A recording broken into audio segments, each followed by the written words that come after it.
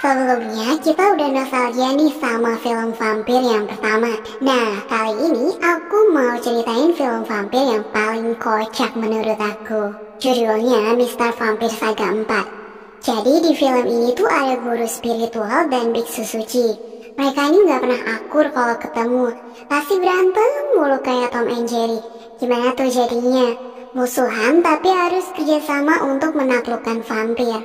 Kebayangkan kocaknya? Penasaran? Kuy, langsung aja kita ke ceritanya.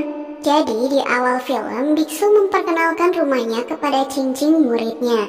Terus dia ke sungai buat ngambil air. Pas banget ngeliat muridnya guru tahu yang bernama Budi lagi asik nangkepin ikan. Iseng nih pengen ngerjain, biksu berakting menjadi guru Budi, menyuruhnya untuk ngelepasin ikannya.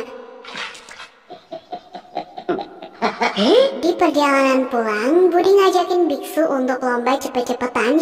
Gara-gara si Budi ini songong, dia malah keinjak kotoran. Kualat kan, kepleset. Pulang-pulang, Budi main ke rumah biksu. Akan dikenalin nih sama Cincin, tapi Budi malah SKSD mau kenalan sendiri. Nah, dia nggak tahu kalau Cincin ini cewek. Jadi dia main angkat aja tuh. Niatnya sih bantuin, malah salah pegang kan?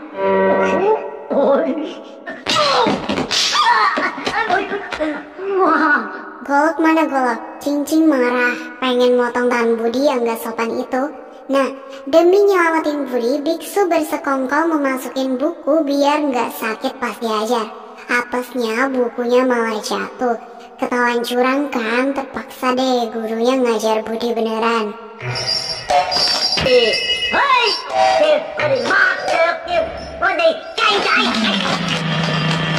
Malamnya dalam perjalanan pulang, guru tahu bersama vampir-vampirnya dihadang sama pohon tumbang. Gak kehabisan akal, dia pun melaluinya dengan gaya setengah kayang sambil lompat-lompat. Malah kepentok sama kayu. Lucunya semua vampirnya malah ikut-ikutan kesakitan. Karena kecapean loncat, dia jadi sok ide masukin jimat ke dalam kodok.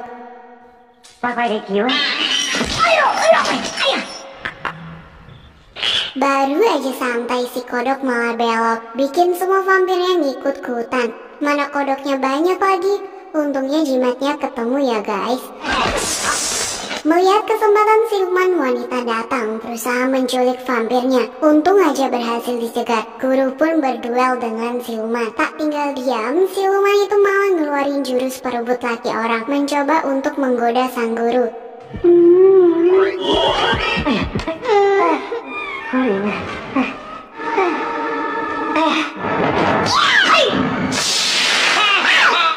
Ternyata kena prank guys. Rubah ini memberontak sampai terlepas. Cet-cet tak dikasih ampun. Paginya, guru tahu udah sampai di rumah. Dia nyuruh Budi bukain pintu, tapi Budi malah keasikan tidur. Kesel kan, dia memberi semua vampirnya bambu dan memantainya supaya memukul orang yang mengucapkan kata ayah. Ternyata Budi udah kebangun, ngintipin gurunya. Pas gurunya datang, dia pura-pura tidur lagi. Pas dipukul dia mingkem dong, malah gurunya ngedumel. Ini anak dipukul tapi nggak teriak ayah. Langsung deh dipukulin vampir gurunya. Jadi senjata makan tuan lagi deh. Masih nggak mau kalah, gurunya membuat Budi berteriak. Siangnya, biksu dan cincin datang berkunjung, tapi guru tahu ini nggak welcome. Emang nggak akur sama biksu, setiap kali bertemu pasti aja berantem kayak Tom and Jerry. Budi yang udah hafal langsung membawa meja makan baru dan ngajak cincin pindah tempat makan, tapi cincin menolak.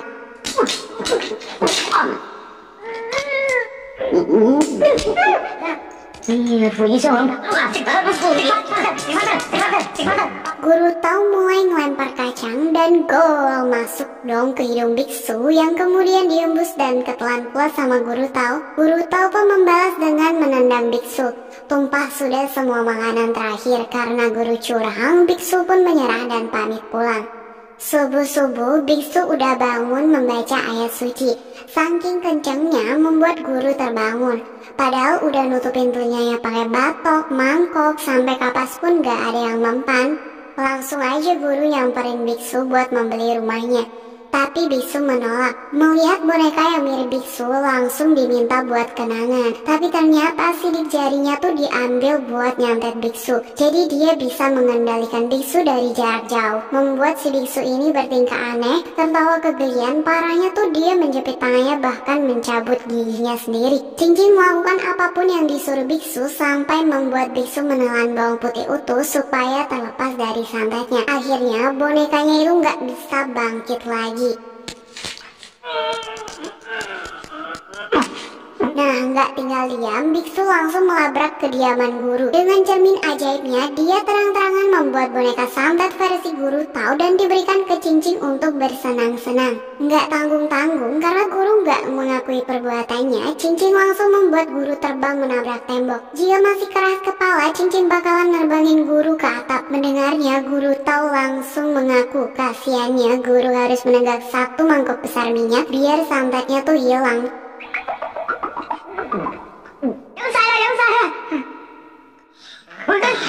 Paginya, saudara seperguruannya Guru Tau, sebut saja Guru Ying, mampir untuk meminta ketan. Ngeliat peti emas yang diikat dengan tali tinta, Guru Tau nih udah tahu kalau peti itu tuh isinya vampir. Dia bertanya, kenapa nggak langsung dibakar aja? Guru Ying bilang, mayat ini tuh dari perbatasan, nggak boleh asal bakar. Harus nunggu keputusan dari kerajaan, dan atas saran dari biksu, mereka tuh membuka tenda peti mati supaya bisa menyerap sinar matahari. Nah, setelah mendapatkan ketan, mereka langsung melanjutkan perjalanan mereka ke ibu kota. Saat malam tiba, hujan turun sangat lebat. Menyadari tinta pada peti mulai memudar, Guru Ying meminta pada pengawal supaya petinya tuh dimasukin ke tenda duluan. Tapi nggak dibolehin, karena menurutnya pangeran tuh lebih penting, jadi petinya masuk belakangan. Giliran petinya didorong, hujannya tiba-tiba berhenti.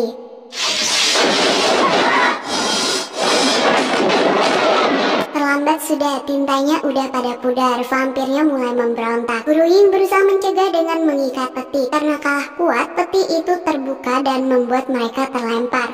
Atas perintah guru, mereka mengikat vampir itu. Saking kuatnya, vampirnya tak terkalahkan, malah berhasil melukai Guru Ying.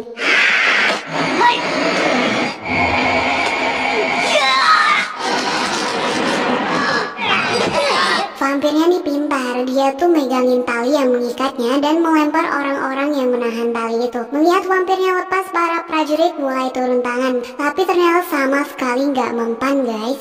Satu persatu prajuritnya berhasil dilumpuhkan. Pas pengawalnya ngecek keadaan, vampirnya tuh udah di depan tenda aja. Emang cupu, dia tuh cuma bisa panik. Yang berani malah pangeran kecil mencoba untuk melawan. Untungnya gurunya datang menyelamatkan mereka dan bisa kabur. Tibalah mereka di kediaman biksu. Melihat luka pangeran, biksu langsung menyuruh Cincin merawat lukanya. Budi disuruh berjaga di rumah, sedangkan biksu ikut ke hutan untuk mengecek keadaan. Saat tenda dibuka, ternyata Guru Ying sedang membunuh muridnya yang mulai berubah jadi vampir dan mengorbankan dirinya sendiri biar nggak jadi vampir juga. Biksu dan Guru Tau kemudian memberikan penghormatan terakhir kepada Guru Ying. Karena tak ingin melakukan gerakan yang sama, Guru Tau nih sok ide menambahkan gerakan berguling. Dia sampai terguling keluar dari tenda dong. Biar nggak malu, dia nih ngeles kalau tadi dia keluar tuh buat ngambil jimat untuk membakar mayatnya Guru Ying. Di rumah Budi melihat Cincin merawat pangeran dengan tulus. Dia juga mau diperhatiin kan, makanya pura-pura sakit, minta dicekin sana sini, sampai kejang-kejang tuh biar dikasih nafas buatan. Tapi karena Cincin nih nggak peka, dihantamlah dadanya. Mengira kalau Cincin tuh malu, dia tambah pura-pura nggak bisa lihat guys. Pas banget si pengawal nih datang bantuin Cincin ngelakuin CPR. Budi kesenangan dong sampai mau lagi. Pas buka mata dia baru sadar kalau yang melakukan CPR itu si pengawal. Langsung deh auto sembuh. Nah, di luar rumah tiba-tiba datang 3 prajurit vampir yang mencari mangsa. Ada yang pintar, diam-diam masuk dari teras rumah, berusaha menggigit Cincin. Untung ketahuan sama Budi. Lot sedetik aja langsung beda alam deh tuh si Cincin. Karena berisik, semua vampir jadi berdatangan. Mereka mencoba melawan ketiga vampir itu, hanya tewas pas digergaji malah gede doang. Udah ditonjok berkali-kali juga nggak mempan. Yang ada malah Budi yang sekali tonjok auto kelayangan. Mereka bersembunyi di kamar. Dari atas, Budi melihat pengawalnya ini udah berubah jadi vampir. Dengan dandanan ala vampir, mereka mencoba mengelabui vampir-vampir itu. Tapi ternyata gagal. Cincin malah ditangkap sedangkan Budi berusaha nyelamatin Cincin. Untungnya, dengan pedang dari gurunya, ia berhasil melukai dan membunuh dua vampir. Datang-datang, guru tahu langsung menebas kepala vampir dan ditendang keluar. Vampir itu malah ngejar kepalanya sampai kesungkur. Tinggal yang terakhir nih, karena nggak tega, biksu tidak mengizinkan guru untuk membunuhnya. Tapi vampir itu malah melawan dan nggak sengaja langsung disingkirkan sama guru tahu. Pulang-pulang Budi disuruh berendam air ketan supaya racun di lukanya tuh hilang semua. Bahkan ditambahin ular biar cepat pulih. Nah, baru juga Cincin istirahat, tiba-tiba Raja Vampir datang mencari pangeran. Mendengar teriakan Cincin, guru tahu dan biksu bergegas datang mengamankan Cincin. Ia menjaring vampir tersebut. Tapi jaringnya malah robek.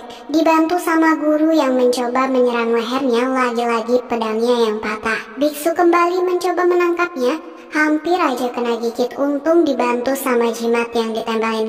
Kirain mempan, tapi ternyata vampirnya kuat banget. Sampai ditempelin 2 jimat pun tetap aja jimatnya yang hancur. Diajar pakai tasbih juga tasbihnya yang hancur. Akhirnya guru menempelkan bola tasbih ke mata vampir yang berhasil membuat vampir itu kabur. Guru tahu nih curang banget. Si biksu cuman dikasih pedang kecil sedangkan dia pakai yang besar banget.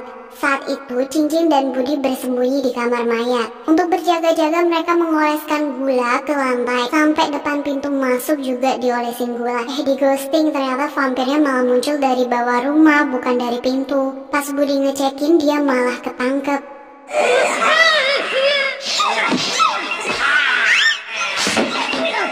Karena panik dikejar vampir, mereka malah lari ke lantai yang bergula. Jadi kena jebakan sendiri kan. Akhirnya semua pada loncat ke arah Budi.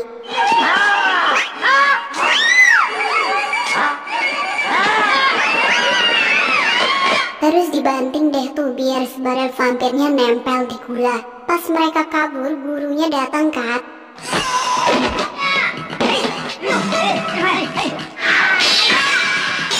Nah, pas gurunya udah berhasil kabur, si biksu malah apes masih kejebak. Vampirnya pantang menyerah ya guys. Ngejar terus, langsung diguyur pakai air ketan.